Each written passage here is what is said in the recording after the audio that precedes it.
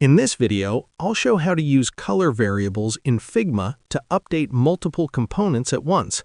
This is very useful when you want to change a color across your entire design without editing every element manually. Let's start with a simple dashboard card. In this design, there are several elements using the same yellow color. The goal is to connect all of those colors to a single color variable, so when we change it once, everything updates automatically. First, make sure nothing is selected. Click on the empty area of the canvas so you can access the Local Variables panel. Open it, create a new color variable, and give it a clear name, such as Primary Color. Now choose a color for this variable. At this point, nothing changes yet because the elements are not connected to the variable. Next, select all the elements that currently use the same yellow color. You can hold Shift and click each one, or use layer selection if needed. Once selected, go to the Fill Color option. Click on the color, switch from Custom Color to Variables, and choose the primary color variable you just created. As soon as you apply it, all selected elements are now linked to that variable. Now go back to the Variables panel and change the primary color value.